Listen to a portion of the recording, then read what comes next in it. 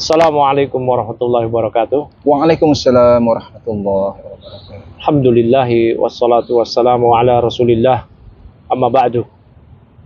Teman-teman semua pemirsa Sanggah Syubhat TV, Alhamdulillah pada malam hari ini kita masih bersua kembali dalam segmen video pendek kita, masih bersama narasumber Balik dong. narasumber Syubhat.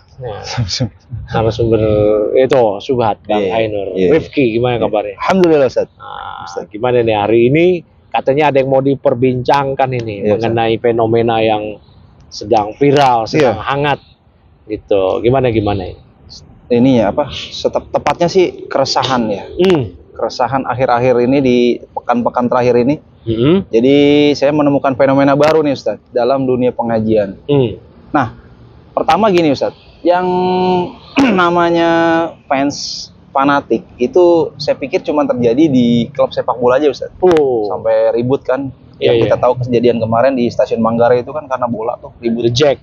Ya, Viking kayak disebutin. apa ya? Iya. Terus ya itu fenomena dalam dunia sepak bola. Ternyata itu terjadi juga dalam dunia pengajian Ustaz. Iya.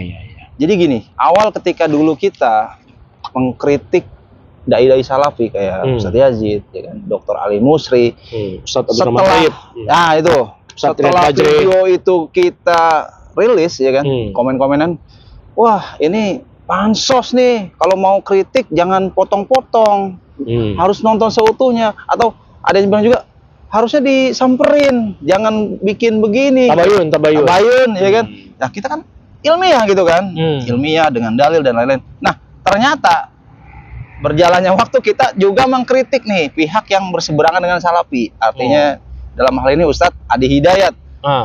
Ternyata fansnya juga berkata yang sama. Di dalam bisa dilihat deh di komentar video kita terakhir tuh waktu mengkritik Ustadz Adi Hidayat. Nah, fenomena ini Ustadz, tanggapan kita gimana Ustadz? Masya Allah.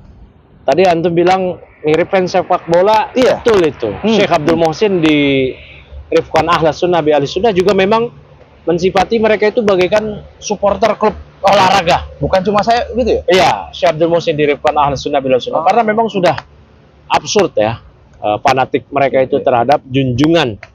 Ya, sebab junjungan mereka itu siapa yang matbu yang diikuti, influencer itu siapa? Nah, Ustadz di sini. Akhirnya ini followersnya ini kelewat batas dalam taklid dan sudah masuk ke gulu. Akhirnya bukan lagi muqallid, muta'assib. Udah jadi fanatikus, bukan lagi pengikut, bukan lagi followers, tapi sudah fanatikus. Nah, itu sebenarnya sama aja antara fans Ustadz Salafi, followersnya, sama fans Ustadz Adi Hidayat. Mereka kan sebenarnya berseberangan. Iya, berseberangan. Kalau kita nggak ikut kubu-kubuan ya, kita jangan terjebak kubu-kubuan, dan juga kita ajak teman-teman bahwasanya kita kaum muslimin. Afiliasi kita adalah kepada Islam dan kaum muslimin, jangan terjebak dengan kubu-kubuan, nanti kita tidak akan pernah adil dalam menimbang mana kebenaran, mana kebatilan. Pasti akan ada kecenderungan afiliasi. Hizbiyah, itulah hizbiyah.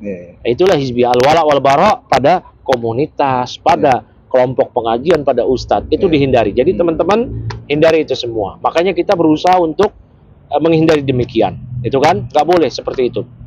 Kullu hizbin bima ladaihim farihun, itu kan. Nah, apa yang mereka ucapkan sebenarnya itu ucapan orang-orang jahiliyah dulu ketika Nabi SAW mendakwahkan sesuatu hal yang berbeda dengan apa yang beredar di masyarakat jahiliyah, dan juga nabi-nabi terdahulu. Mereka juga nuduh Nabi SAW pansos. Yuridu ayyatafaddala alaikum. Ini orang ini cuman ingin tampil lebih aja di hadapan kalian. Tampil beda ya? Cari panggung. Dulu Syekh Ahmad Surkati ketika mendebat seorang sufi yang ada di kota Surabaya dari kalangan Habib lah ya, namanya Ali At-Thayyib, mau didebat oleh Syekh Ahmad Surkati, kalah itu. Tapi Ali At-Thayyib ini membuat tulisan, cuman dengan tulisan apa? Bal yuridu adzuhura. Dia cuma ingin tampil aja. Nah, jadi ini mewarisi apa namanya, orang-orang jahiliyah itu. Orang-orang jahiliyah dari kalangan yang tadi itu, pengikut para apa namanya, pengikut jahiliyah yang mengkritisi atau menolak dakwahnya Nabi. Nah, apa yang mereka katakan itu nggak ada maknanya. Jadi mereka nggak melihat ke substansi masalah. Ke esensinya apa? Ini titik tengkarnya apa? Mahalun nizanya, nggak masuk ke situ. Akhirnya ke kulit-kulit, itu menghindar. Itu berupaya untuk mempertahankan kebatilan, menolak kebenaran. Itu bahaya. Yes. Kemudian ini tabayun squad nih, tabayun dong. Ya, giliran dia juga ustadznya mengkritisi pihak lain, ya nggak tabayunan. Dan kaedahnya beginian, sebagaimana diterangkan oleh para ulama, kebatilan yang tersebar secara umum, ya kita sanggah secara umum. Dia menampilkan kebatilan dia lewat ceramahnya di YouTube, di YouTube dia sebar, dia share. Kok bisa-bisaan ketika keliru kita dituntut untuk tabayun? Sama ketika kita keliru, ketika kita mungkin salah, atau ketika mungkin dianggap salah, dianggap ini, kita nggak pernah nuntut tuh tabayun dong sini. Bantah aja kan? Bantah aja, bantah aja. Nggak, kita nggak pernah nuntut tabayun ke sini dong, tabayun nggak ada. Ini kan sesuatu yang ditampilkan di depan umum, disebar, udah konsekuensinya. Demikian, ya, kecuali dia bicara empat mata, dia bicara di balik panggung, di balik layar, terdengar atau ada yang menyampaikan, kita kritisi, baru dia berhak demikian. Begitu. Jadi kekeliruan, apalagi kesesatan yang ditampilkan di publik, itu sudah selayaknya ditampilkan di publik juga. Kan begitu. Ya, nah, kemudian dia bilang lagi, apalagi tadi? Tabayun lah, apa? Tabayun, itu pun juga nanti semuanya masih, datengin lah. Kan namanya kekeliruan, nggak mesti datengin, memangnya mesti datengin dulu baru. Kalau yang menyatakan itu rumahnya jauh, orang yang mau menyampaikan juga nggak tahu kemana, ya itu kan yang dibantah adalah bukan orangnya, pendapatnya itu kan disampaikan di publik. Jadi jangan tuntut orang lain untuk mendatangi diri dia, sementara dia lempar sendiri, itu sudah resiko, itu sudah di mana-mana kekeliruan. Kalau orang sudah berani menyampaikan di depan publik, berarti siap dikritisi. Sama ketika seorang mahasiswa, seorang dosen nulis jurnal, itu berarti siap dikritisi. Dia berbicara di media, siap dikritisi. Nggak bisa dia bilang, datangin saya dulu baru kritisi. Kok jadi baper-baper seperti ini? Ya. Nah, apalagi tuduhan mereka tadi itu. Ya, yang seperti ini sebenarnya dia playing victim aja. Ketika dia nanti jadi pelaku, artinya jadi tukang kritisi, dia juga nggak tabayun tuh. Dia juga nggak ini tuh. Dia dengan teori itu. Itu ya. Nah, yang seperti ini ya adalah hal-hal fenomena yang wajar ya. Yang ini sebenarnya salafnya adalah jahiliyah tadi. Ya, salafnya jahiliyah tadi ketika mereka menuduh orang lain yang mengkritisinya pansos. Itu kan berarti nuduh orang lain tuh. Buruk sangka kan? Iya kumadon wa inna dzanna akdzabul hadis. Hati-hati kalian buruk sangka. Buruk sangka itu sedusta-dusta perkataan. Ya, ijtanibu katsiran minadz-dzann. Inna dzanna la yughni minal haqqi syai'a. Itu kan bahaya itu. Apalagi mana dia tahu kan niat seorang itu pansos atau ikhlas. Itu urusan kepada Allah. Pansos itu boleh kita katakan pansos kalau ada indikasinya. Kalau jauh ya nggak boleh. Ada indikasi aja kita mesti husnudzon dulu.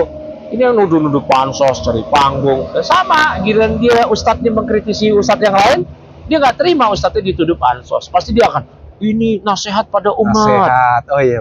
Oh, ini tahdzir kepada umat. Ini kasih sayang kepada umat. Kita bisa juga berdalil begitu. Ya, tapi giliran ustadz dia yang gitu, ini gibah, ini hasad, ini dengki, pansos, cari panggung, semuanya sama itu kayak begitu. Nah, kita tinggalin kayak gitu. Jadi nasihat kita kepada diri kita sendiri dan pada teman-teman semua menyikapi hal-hal perbedaan pendapat ini, apalagi yang sudah kadung viral, jangan kita kubu-kubuan. Nanti kita terjebak kaki kita di afiliasi masing-masing. Kita angkat kaki kita itu dari afiliasi masing-masing bahwa kita adalah kaum muslimin. Kita hanya berwala kepada Islam, barok kepada semua yang bertentangan dengan Islam. Dan Ibnu Taimiyah rahimahullah ta'ala di Majmu' Fatawa mengatakan, tidak ada manusia yang berhak kita berikan keberpihakan secara totalitas selain para sahabat dan ahlul bait, yaitu karangan ya sahabat Nabi SAW. Selain dari itu nggak bisa. Mereka bisa benar, bisa salah. Kata Imam Malik, kullun yu'khadhu wa yurad. Semua orang bisa diambil, bisa ditolak perkataannya. Suwa sahib hadzal qabr. Ya, suwa sahib hadzal qabr. Kecuali si penghuni kubur itu, dan beliau mengisyaratkan kepada kuburannya Rasulullah SAW. Artinya semua perkataan bisa diambil, bisa ditolak, kecuali ya sabda Nabi SAW. Tapi demikian saja.